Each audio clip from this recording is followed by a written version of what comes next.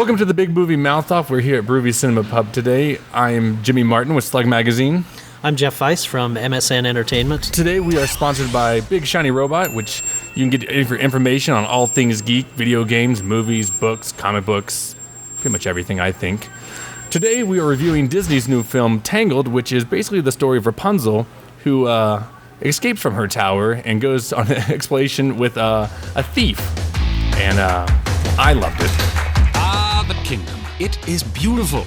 Clapping, dancing, general merrymaking, not a care in the world.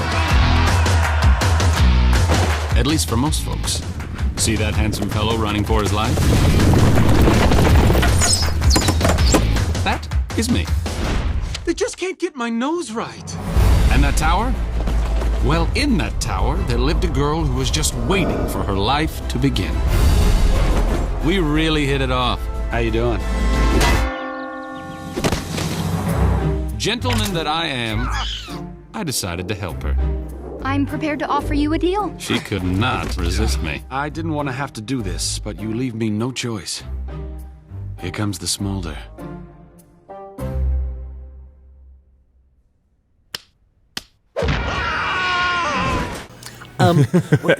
I should mention two important aspects on this. It's a Disney princess film that's actually shot with CGI animation. They're going to the next level of technology. And most of the showings of this film are going to be in 3D. Yeah.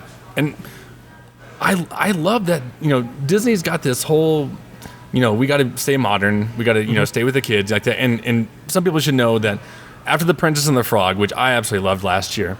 But apparently very few people saw. They should, though. Yeah. But the problem was that Disney had a very hard time attracting young boys to the films because they don't want to see princess movies. So now they, instead of calling it Rapunzel, I think they changed the name to Tangled to try to attract that thing. I think boys and girls can like this film equally. It's not so much a strong princess film. Yeah, it's got a lot of funny stuff in it. Yeah. And there are really good supporting characters who threaten to steal the film out from under Rapunzel and the other characters, including strangely a horse who doesn't actually say anything. Maximus. Maximus is the head of the palace guard horse. He's like a bloodhound. He can sniff out anything. He's incredibly smart, can fight. I don't really know. And he and Flynn are just butting heads the whole movie. You should know that this is the strangest thing I've ever done! How about 2 out of 3? That horse is fantastic, and I would never thought I would have said that about a Disney film. Well, maybe. I mean, there's a lot of side characters in Disney films that outshine the main ones, but this horse doesn't say a word. It's not like it talks, just grunts, facial expressions, and that, to me, that's timeless comedy. I mean, that's the Charlie Chaplin and Buster Keaton era. And they do so without a horse fart joke. Yeah. I hope the makers of Shrek are taking notice of how you do a funny animal character without fart jokes. And then we're talking about Disney films, and this one, like all the ones in most of the ones in the past, it's musical. It's Mandy Moore who does the voice of Rapunzel, and I think she does a fantastic job. It's kind of classical style music, but it doesn't bear down on you. That's what I love. Right. It's not straight. I think there's about maybe 3 or 4 songs in the entire film. And interestingly, one of the problems for Disney in the past, especially with princess movies, was some stunt casting voice-wise.